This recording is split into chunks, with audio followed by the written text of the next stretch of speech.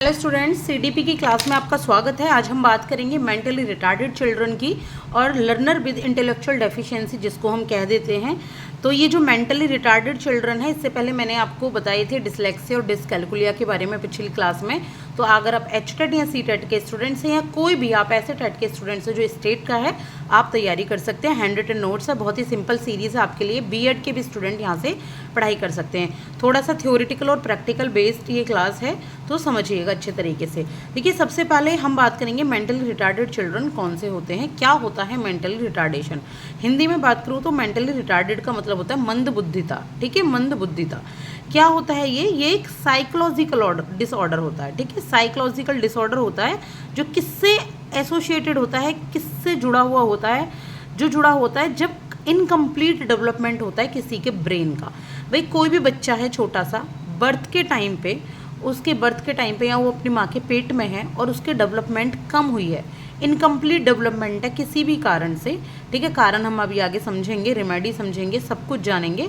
तो उसकी वजह से जो डिसऑर्डर होता है, जो बच्चा अपनी बुद्धि को सही तरीके से डेवलप नहीं कर पाया, जिससे उसको आगे आने वाले ऑल राउंड डेवलपमेंट में दिक्कत आ रही है, इसको हम कहेंगे मेंटली रिटार्डेड चिल्ड्रन।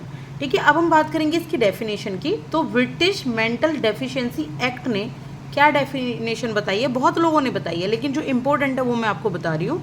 तो इन्होंने कहा है incomplete development of mind existing before the age of 18 years arising from inherent causes और डिजीजेस। इन्होंने कहा है जब भी जो माइंड है, जो दिमाग है, उसकी इनकम्प्लीट डेवलपमेंट होती है, 18 ईयर्स से पहले आपको वो दिख जाती है, एग्जिस्ट रहती है वो आपकी।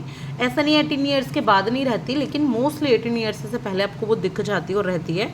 तो ये एराइज किसकी वजह से होती है? ये मेंटल रिटार्डेशन इनहेरेंट कॉजेज़ की वजह से, यानी कि आपके जीन्स की वजह से, आपकी हेरिडिटी की वजह से, या आपके कोई इंजरी हो गई हो या कोई बीमारी हो गई हो, उसकी वजह से जब माइंड का डेवलपमेंट नहीं होता, इनकम्प्लीट डेवलपमेंट होता है, उसको कहते हैं मेंटल रिटार्डेशन। अब क्या समझेंगे? हम समझेंगे इसकी करेक्टरिस्टिक्स। अब मेंटल रिटार्डेशन समझ लिया, अपने आसपास के लोगों को आपने कहीं देखा हो, आपने मेंटल रिटार्डेड एक कुछ पर्सन जरूर देखे होंगे। ठीक है, वो भी मतलब इस क्यों पढ़ रहे हैं हम इनको? एक टीचर है, उसको हर तरीके के स्टूडेंट क्लास में मिलेंगे, तो उनको समझने के लिए, उनको समझाने के लिए ये तो पढ़ा जा रहा है इनको। कोई ये तो नहीं सिर्फ आपको एग्ज़ाम पास करना है। एग्ज़ाम हमारे देश में ये बहुत गलत है कि हम सिर्फ एग्ज़ाम पास करने के लिए पढ़ते हैं। समझने के लिए पढ़ो, ये चीज़ें लाइफ टाइम काम आती हैं। अब बात करेंगे करेक्टरिस्टिक्स की। तो हमें कैसे पता लगता है जो मेंटल रिटार्डेड चिल्ड्रन है, क्या करेक्टरिस्टिक्स हैं उनकी? तो देखिए, सबसे पहले इन एडुक्वेट एडजस्टमेंट विद एनवायरनमेंट। ये बच्चे जो होते हैं वो एनवायरनमेंट के साथ एडजस्ट नहीं कर पाते। जो उनके आसपास का एटमॉस्फेयर है, एनवायरनमेंट है, उसके साथ वो एडजस्टमेंट नहीं कर पाते, वो सबसे बचते हैं, सोसाइटी के साथ नहीं घुल मिल पाते। फिर एक कंडीशन ऑफ माइंड, ये एक माइंड की कंडीशन है। ठीक है, ये नहीं है ये हाथ की कंडीशन है मेंटल रिटार्डेड, ये पैर की है, ये माइंड की है, माइंड में दिक्कत होती है। इसके बाद है not a disease of mind, लेकिन ये कोई माइंड की बीमारी नहीं है कि बीमारी हो गई है, दवाई ले लो सही हो जाएगी। ये बीमारी नहीं है, ये एक इंजरी है, इनहेरेंट बेसिस पर होती है। दूसरा, ऑल्सो रिलेटेड टू सब नॉर्मल डेवलपमेंट ऑफ ब्रेन। यहाँ पे ये जो ब्रेन का डेवलपमेंट है वो सब नॉर्मल होता है, यानी कि प्रॉपर नॉर्मल नहीं होता है। इसके बाद है feel handicapped in adaption of environment. जो हमारा एनवायरनमेंट है उसमें एडेप्ट करने के लिए खुद को हैंडीकैप, यानी कि किसी के सहारे की इनको ज़रूरत होती है, ये खुद को दिव्यांग महसूस करते हैं। ठीक है, कोई भी ये मेंटल रिटार्डेड है तो ये किसी के साथ से ही मतलब लाइफ को आगे चल पाते हैं। इसके बाद है ऑब्जर्व्ड एट बर्थ और अर्ली चाइल्डहुड। इसकी जो ऑब्जर्वेशन होती है ये बर्थ पे ही पता लग जाती है कि बच्चा मेंटल रिटार्डेड है, या शुरुआती चाइल्डहुड में पता लग जाती है।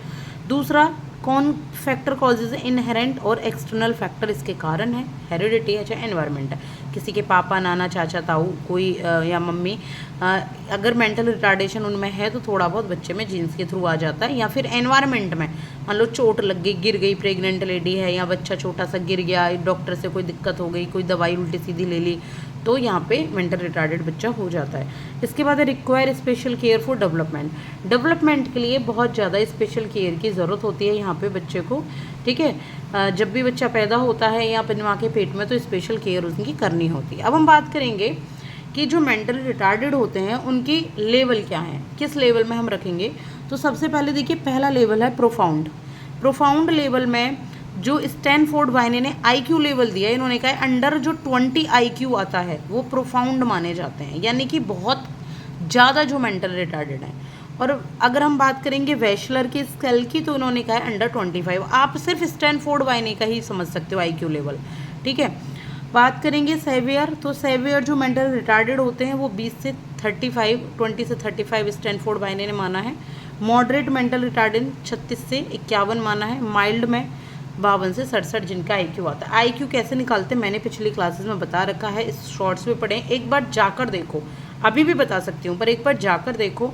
आपको या आप गूगल पे सर्च करके देखो, IQ लेवल निकाल के देखो, आपको बहुत अच्छे तरीके से पता लग जाएगा। उसमें क्रोनोलॉजिकल एज होती है एक तो आपकी, ठीक है, जो क्रोनोलॉजिकल एज है, एक्चुअल एज है आपकी, और आपको 100 से ऐसे मल्टीप्लाई करनी होती है। आप जाकर देखिएगा फॉर्मूला क्या है, फिर आप एक बार पढ़िएगा। चलिए, अब ये जो मेंटल रिटार्डेड है, मैंने आपको ये लेवल बता दिया, अब हम इनको ना थोड़ा सा डिटेल में कर लेते हैं, क्योंकि ये एग्जाम्स में पूछे जाते हैं कि ये जो माइल्ड रिटार्डेशन है इनकी कैरेक्टरिस्टिक्स क्या है। आप इनसे पहचान के कैसे बताओगे कि प्रोफाउंड है, माइल्ड है, या मॉडरेट है, या फिर आपका ये सेवियर मेंटल रिटार्डेड है। तो समझते हैं, और ये बहुत ज़रूरी है और बहुत आसानी से आपको समझ में आ जाएंगे एग्जाम्पल्स के साथ साथ। तो देखिए, माइल्ड जो रिटार्डेशन है उसको बोला गया है कि 52 से लेके 67 साल तक की, यानी कि 52 से 67 जो IQ लेवल होता है वो माइल्ड रिटार्डेड है, यानी कि बहुत कम रिटार्डेड है। तो 85% लोग इसी रिटार्डेशन के अंतर्गत आते हैं। जो मेंटल रिटार्डेड जितने भी लोग हैं उसमें 85% इसी के अंतर्गत आते हैं। जो एडल्ट होते हैं उनमें इंटेलिजेंसी होती है 10 साल के बच्चे की। जो एडल्ट है वो ऐसे बिहेवियर करेगा जैसे वो 10 साल का बच्चा हो, उससे आगे और कभी वो बढ़ ही नहीं पाता। सोशल एडजस्टमेंट में वो एडोलेसेंट, ठीक है, एडोलेसेंट की तरह बिहेव करता है। जैसे एडोलेसेंट नहीं होते, थोड़ी थोड़ी बात पे मतलब अपने आप को वो कोऑपरेट नहीं कर पाते लोगों के साथ में, तो इस तरीके से। इसके बाद है डिलेड डेवलपमेंट, बहुत देरी से डेवलपमेंट होता है इनका। ये स्लो लर्नर्स होते हैं, ये रिपीट करते हैं अपने अर्ली ग्रेड्स को, 4th क्लास 2 बार की, 5th क्लास 2 बार की। इनमें जजमेंट की कमी होती है, ये जजमेंट नहीं ले पाते किसी भी चीज़ का निर्णय अच्छे तरीके से, ठीक है। दूसरा, इनको एक अलग से क्लासेस की ज़रूरत होती है, इनको डायग्नोसिस की ज़रूरत होती है, और इनको पेरेंट्स के साथ की ज़रूरत होती है। ये होते हैं माइल्ड रिटार्डेशन। अब हम बात करेंगे मॉडरेट मेंटल रिटार्डेशन की। तो देखिए, जो मॉडरेट मेंटल रिटार्डेशन है ये 36 से 51 में आते हैं ये, और ये 10% इनकी टोटल संख्या होती है, यानी कि दूसरे नंबर पे मॉडरेट मेंटल रिटार्डेशन है। जो ये एडल्ट लोग, अगर ये मान लो 25 साल का कोई इंसान हो गया, लेकिन वो बिहेव करेगा 6 साल के बच्चे की। और ये किससे सफ़र करते हैं, मोटर कोऑर्डिनेशन के। इनके हाथ इनके अकॉर्डिंग नहीं चल पाते, जैसे पेन नहीं पकड़ पाते ढंग से, भाग नहीं पाते, चल नहीं पाते, मोटर इनको दिक्कत आती है, गति में दिक्कत आती है अपने शरीर के साथ। प्रॉब्लम किस में आती है इनको, जितने भी डेवलपमेंट के ऑल एरियाज़ हैं आपका, फिजिकल, सोशल, कॉग्निटिव, तो साइकोलॉजिकल, जो भी डेवलपमेंट होता है सब में इनको दिक्कत आती है। अनेबल टू एब्स्ट्रैक्ट थिंकिंग, यानी कि अमूर्त चीज़ों को तो सोच ही नहीं पाते, जो सामने है बस वही है इनके सामने, कुछ अलग से नहीं सोच पाते, कुछ इनोवेटिव नहीं हो पाते ये। इनको रिक्वायर्स होती है कंसिस्टेंट अटेंशन की, लगातार इनको समझना होता है, लगातार इन पे ध्यान देना होता है, तब ये अपनी लाइफ जी पाते हैं। दूसरा, कांस्टेंट सुपरविज़न, इन पर बहुत निगाह रखनी पड़ती है, भाग तो नहीं रहे, दौड़ तो नहीं रहे, इनको कोई दिक्कत तो नहीं है, तो निगाह रखनी पड़ती है इन पे, ठीक है, कांस्टेंट सुपरविज़न। अब हम बात करेंगे नंबर 3 पे सेवियर मेंटल रिटार्डेशन की। तो ये जो मेंटल रिटार्डेशन होते हैं सेवियर वाले, ये 3.5% टोटली रिटार्डेड होते हैं। ज़्यादा लोग इतने रिटार्डेड नहीं होते सेवियर वाले। और इंटेलेक्चुअल लेवल इनका 4 साल के बच्चे की तरह होता है। मोर्टालिटी रेट बहुत हाई होता है, मतलब जल्दी जी नहीं पाते ये बच्चे, और ये बर्थ के टाइम पे ही रिटार्डेड हो जाते हैं। मोटर और स्पीच रिटार्डेशन है, बोल भी नहीं पाते ढंग से।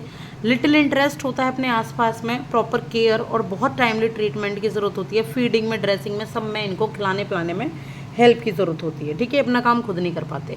अब बात करेंगे प्रोफाउंड मेंटल रिटार्डेशन की, लास्ट हमारा है ये। प्रोफाउंड वाले सिर्फ 1.5% ही पाए जाते हैं, बहुत कम लोग पाए जाते हैं। ये कभी अपनी एडल्ट लाइफ में ही नहीं पहुंच पाते, उससे पहले थोड़ा सा ये एडल्ट लाइफ में पहुंच ही नहीं पाते, बहुत इमेच्योर इनका बिहेवियर होता है बच्चों की तरह।